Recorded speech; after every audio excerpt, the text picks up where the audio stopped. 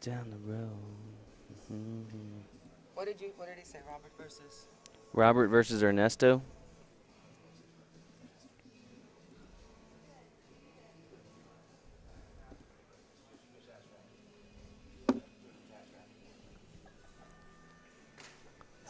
That's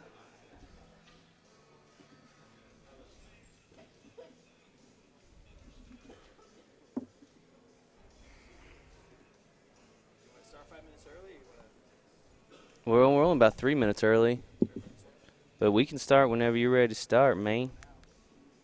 Here's some of the newer ones, Ava.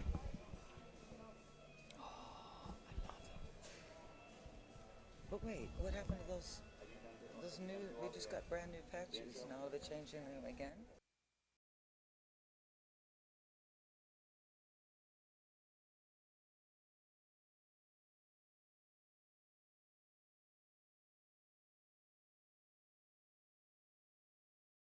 You emailed that to me?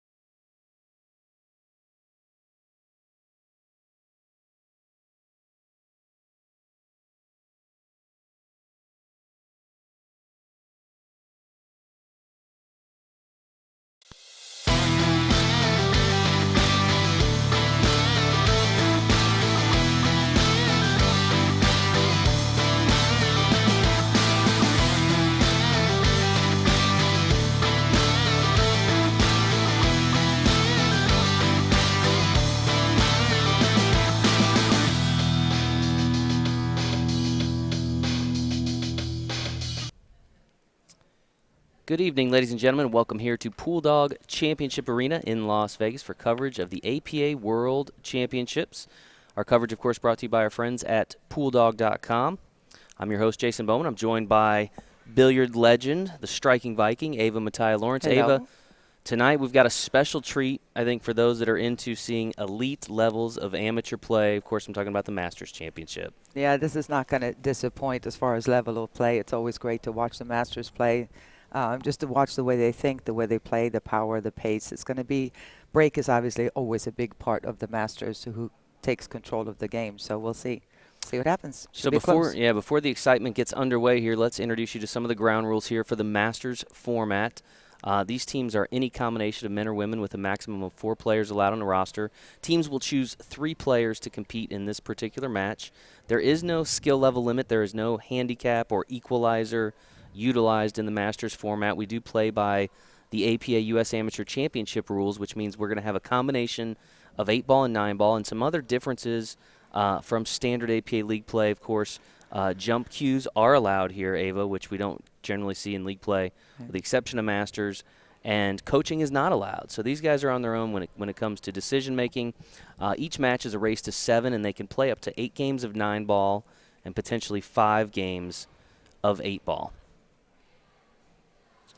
In terms of prize money, they are competing for $10,000 first place prize money. The runner-up will go home with $5,000. Of course, we had 2 teams still playing just a couple hours ago that have now tied for third place each of them taking home $2,400. And you can kind of see as the list goes down from there on what these teams that came out to Vegas were able to take home in terms of prize money. As far as our teams this evening, so we've got a real treat here, Ava. We've got the 2015 champions, Masters champions from Houston, Texas, the team of Not MMMMMMMKA. And we've got a team from Wallingford, Connecticut, Hugh and the Hustlers, that I understand have finished as high as 9th place here in the Masters Championship. So both teams very well versed in the Masters format, a lot of experience here in Las Vegas at the World Championships, and we'll see how that factors in. So at the table here, we are seeing, I think this is Robert Pearson with the break, breaking in 8-ball, and he's going to be going against Ernesto Bayawa, which is a familiar name to a lot of folks that follow at least the amateur ranks. He's a former U.S. amateur champion, former 8-ball classic champion. I think he's maybe pocketed the 9-ball shootout at some point. So he has a long list of amateur billiard accomplishments. So great player there. And just so you know, the abbreviations we have there, HH and MK, stands for the name of the team. So Hugh and the Hustlers, and Not MK. Okay, that's I'm a lot. not going to do that all day. I'm not okay. going to do that. We'll just go with Not MK. MK. That's a lot of M's. I think they did that to mess with us, actually. Yeah. I should have asked Ernesto before the match. So this is Ernesto Bayawa at the table, folks. Again, they are out of Houston, Texas, where they play out of Big Time Billiards. Popular location down in Houston, from what I understand. Probably some folks tuning in down in Houston. This was an open table. Nothing was made on the break, so Ernesto has a choice here to really look over. That was his only issue, and he tried to break the balls open there, but he failed to get that 13 really out and available to be made anywhere. Might be able to go in the corner, but you don't want to leave that, so I have a feeling he's going to try to break those open again. My understanding is both of these teams won fairly handily in their semifinal round, so both coming in with a high level of confidence, obviously having made it this far in the tournament.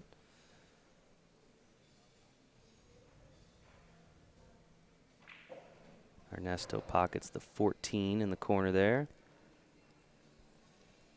Again, if you're just tuning in, you're just picking up the feed, this is live final round coverage of the APA Masters Championship.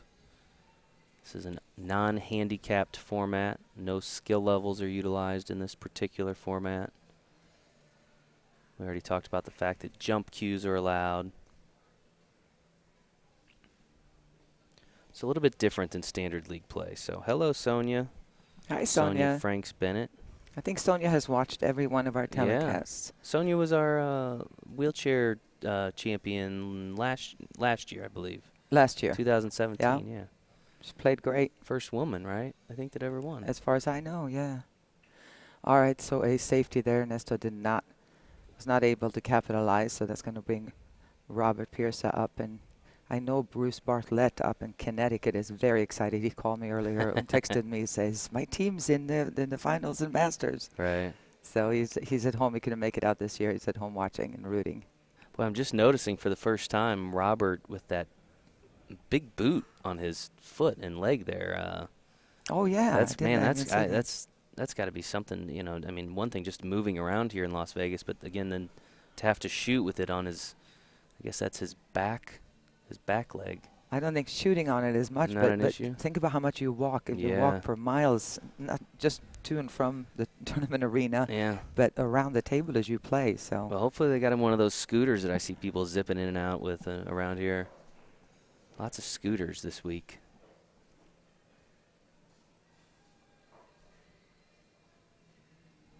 Robert and his teammates play out of Yale Billiards in Wallingford, Connecticut.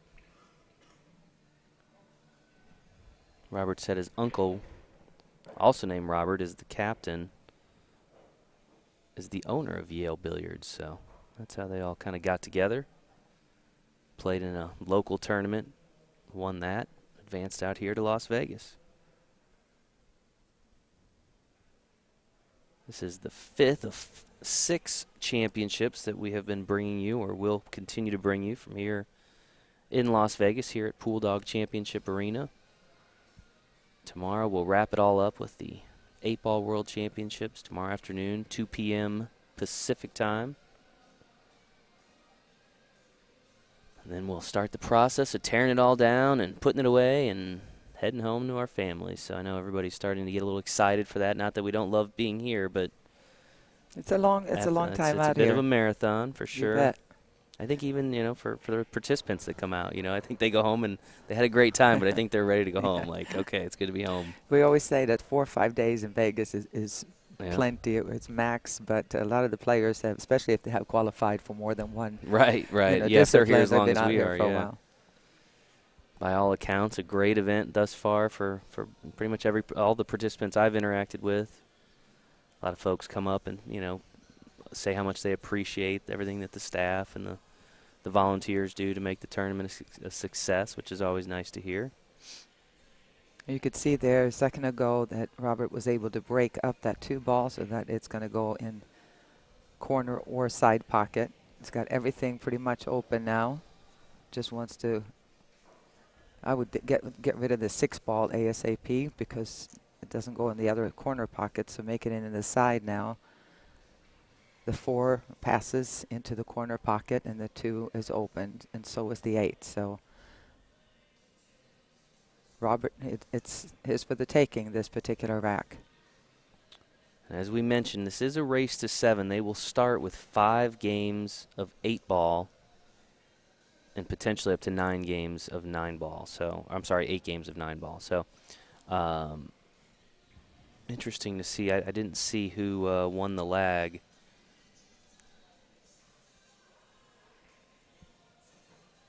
To determine who, I don't know if the winner of the lag chose the format or if they took the break. Yeah, I didn't catch that before the match. Exactly. So. I know Robert broke, but it doesn't mean that he won the lag. So we'll see.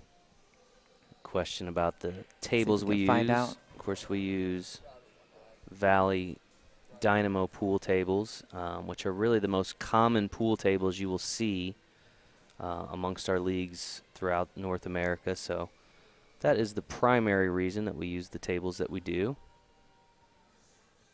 And as far as their skill levels, I do not have their skill levels in front of me because they're not utilized here in the Masters format. But I'm guessing that they are all pretty close to the top of the charts, right? 6s, 7s. I don't even know if any of them are 6s and 8-ball. So yeah, probably 6. I know Ernesto 6 is or 7. Yeah, I know Ernesto's a 7 and a 9. I don't know about the rest of them, but. And there are 4 players on the team, and I know at home in our area locally, a lot of times you have somebody who's a 6 who's a little bit more responsible than your 7s running the team. So all right, so Robert Pearson starting things off on the right foot, no pun intended, based on his cast there, but off to an early 1-0 lead, which is no small feat against a guy like Ernesto, right? You bet. You do not want to get off to a slow start against Ernesto, so. Good start there for Robert Pearson and the team of Hugh and the Hustlers. Guess some folks probably back at Yale Billiards there in Wallingford are tuning in, hopefully, watching their local team here try to secure this $10,000 prize. You can see the check there behind the table with the trophies. A lot of prize money given out this week, Ava. A lot more still to go. To the tune of $1.2 million some odd dollars. This is Robert with the break. Another powerful break, but he did manage to make, holy smokes, it's just raining balls. 3 balls on the break, wide open. And that was a big mistake by Ernesto there, that poor safety that led Robert back to the table, because now he has a great opportunity here to run another table. And because one of each series of balls went in, he's got a choice, it looks like.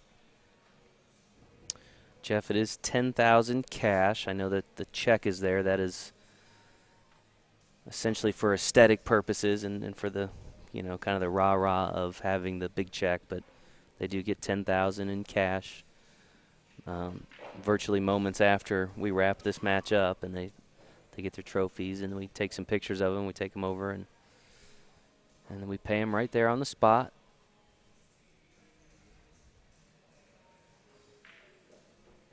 Yeah, I don't know too many amateur sports where you even get paid $1. That usually means now you're a pro, and with the whole Olympics and everything else, not too often that happens. So it's a pretty cool deal. A lot of the pro tournaments don't pay 25,000 for first. So, and I do like that we pay all the way down that everybody, as soon as you sign in, you get last place money. Yeah, which is and I pretty think cool. that's lost on folks sometimes, that they see the top prize, but they forget that we usually pay out all the way down to like 33rd, Right. or depending on the event. So usually the runner-up's getting half of what first place, and then third place is getting half of what the runner-up, and so forth as we go down the field. So the MK team name is not MK. They are from Houston, Texas.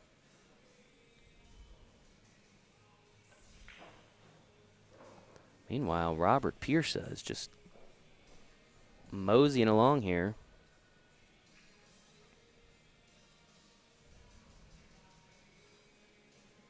And again, the way this works is we're going to find out here who chose to start with the game of 8-ball, if that was Robert. But we play 5 games of 8-ball first, and then go into 9-ball until the match is decided. Players can also choose to start with 9-ball and then finish it up with 8-ball. And being a race to 7, you may not even get to the 8-ball if you start with 9-ball first, if you hold your opponent to 1, 0, or 1.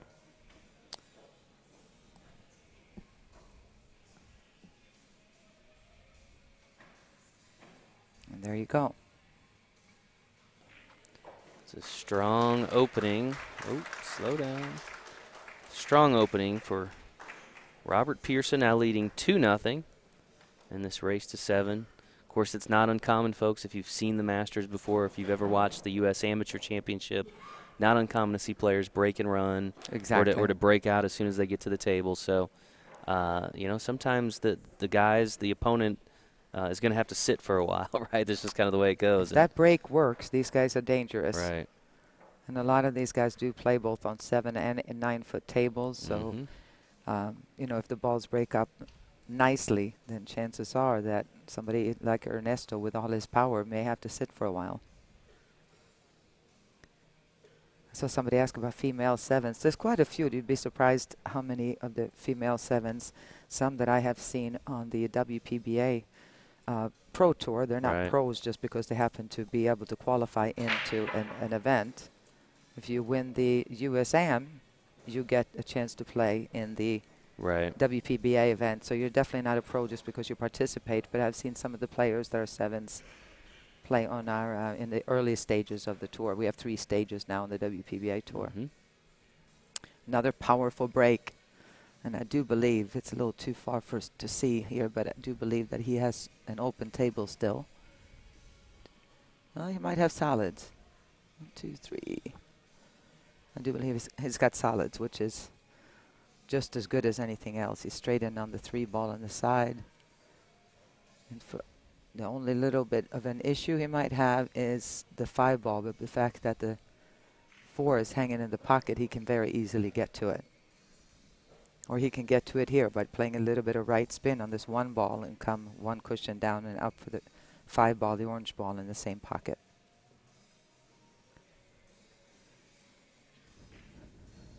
Pockets the 1 in the corner.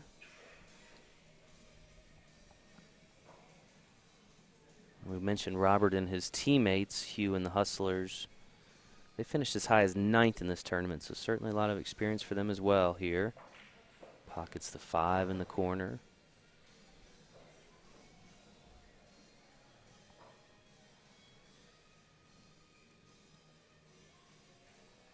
Somebody was asking about marking the pocket with a phone. If the phone is turned off, and especially in Masters where there's not too many people that can tell these guys that they're shooting the correct or incorrect shot. But if the phone is turned off and it's checked, that's not a big deal at this point. They're not going to have the phone buzzing at this point. Yeah, we're not worried about illegal communication with these guys typically. And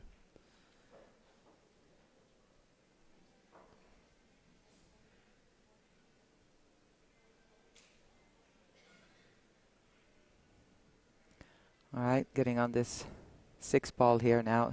It's the only key left. A lot of traffic. Looks like he's going to have to go kind of a little bit of center right, come 1 cushion across, and have to play speed to come across for the 6. And again, these pockets, they were warming up on before. They played around before. They know that the cloth is still relatively new, so it's going to slide into the pocket a little bit more, making the pockets seem bigger than they really are. So he doesn't have to get too cute on this, just to get a clear path. All right, he was that's a dangerous shot right there. Did he get there?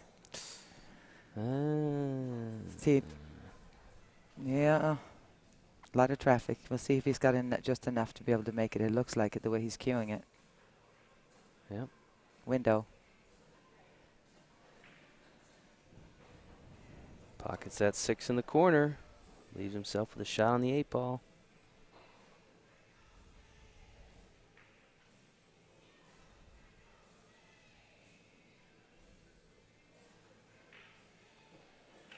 Pockets the 8 in the top corner. Now leads 3-0. Again, that's Robert Pearson of the team of Hugh and Hustlers, leading 3-0 over Ernesto Bayawa and the team of MMMMMMMKA. This is a race to 7. We'll see 2 more games of 8 ball. Do want to mention the folks at Pool Dog, who are presenting sponsors for this year's coverage of all of our championships. Really appreciate all their support. Of course, they've got some special offers for APA members as well as our live viewers. If you go to pooldog.com/APA champs, you can check out all those different offers. They also got a great Facebook page, Abe. I don't know if you've ever seen Pool Dog's Facebook page, but that's definitely... They really do. Yeah, they have a lot of great content. I order a lot of stuff yeah. from them for our league. I'd give their Facebook page a like, too, while you're at it, because they do some great instructional content and that kind of thing. Okay, Ernesto got some air here. He's going to have to take charge of this so Robert doesn't get away with it on the 8 ball side. And that was two Finally breaking runs in a row, right? Isn't that what we just saw from Yeah. Robert? Okay. So Ernesto finally back at the table.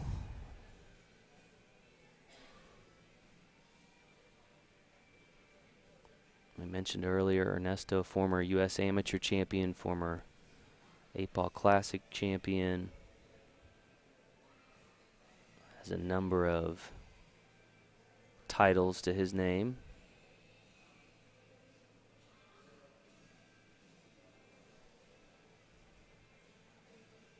Right now, trying to dig out of a little bit of a hole.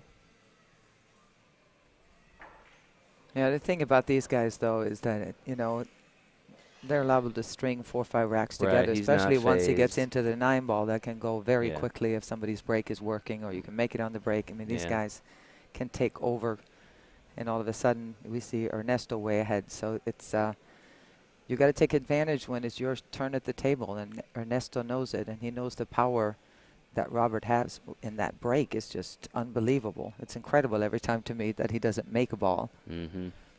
And unfortunately for Ernesto, he did not make a ball this time. So when he steps to the table, there's got a lot of little issues here. The 8 ball is tied up with a 1 and 15. The 1 ball goes.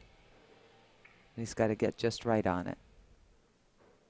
And 3 ball hanging in the pocket is going to help out nicely.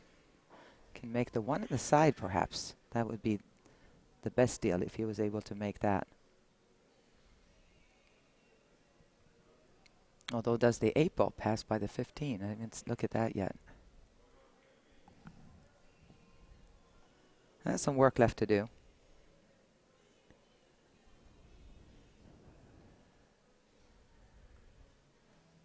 Ernesto plotting his course here.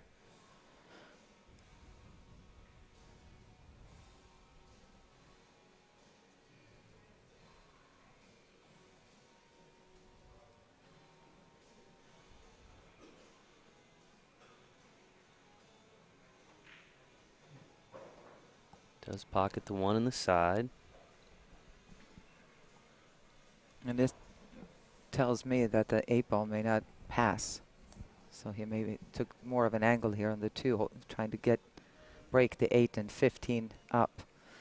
And he has done every good player does, always try to leave a ball in front of a pocket somewhere so that when you do break balls open, if you have to, you have kind of a safe ball to get to afterwards. You don't want to leave a shot like this for last, so you love to do it now. Soft, perfect.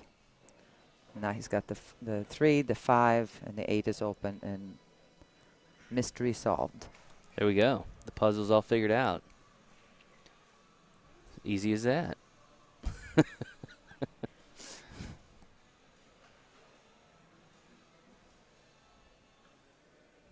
And he's been under the, a lot of our players struggle with the pressure when you get here he's into well the live versed. stream. But He's well versed. But I tell you what, though, him as well as any pro out there will still feel pressure. There's no question about it.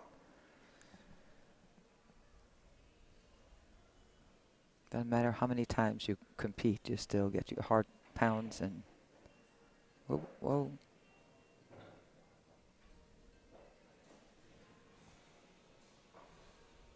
All right, now he needs to make sure he puts a lot of draw on this and avoids these balls. If he, it looks like he's going to try to stop on it, maybe. No, because you cannot go into those balls. Anything can happen there. You could end up getting stuck a little bit behind the 15, but he avoided them. That was a nice stroke. Anytime you can avoid going into balls, when they're open, don't touch them. Right. Because usually nothing good come out of it. Nice. Pockets the 8 in the corner. Ernesto is now on the board, trailing by a score of 3-1.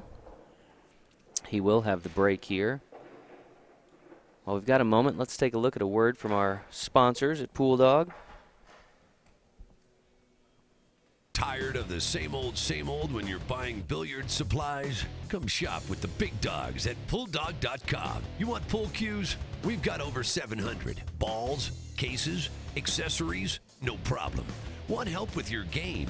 How does hundreds of free training articles sound? Want to shop offline? We'll mail you a free catalog. Hit us up online, PullDog.com, or call 866-843-3294.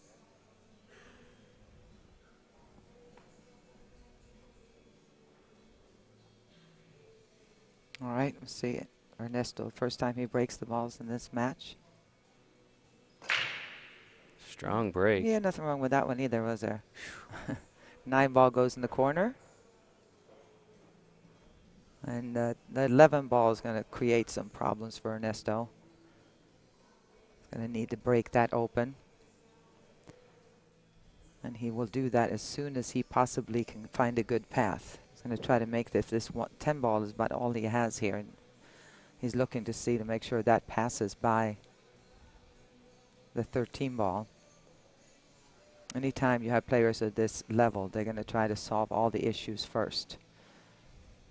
The other thing that you always try to do is leave a key ball to get to the 8.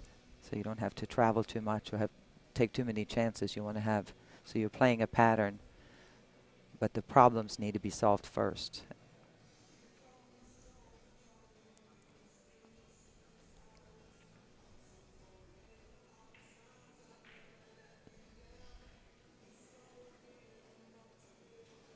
I had to go back and look at the archives on the website, but Ernesto just won the 8-Ball Classic this last event in April, so. Yeah. And that was, it could turn out to be a costly miss there by Ernesto, but he didn't have a full pocket, I guess, so.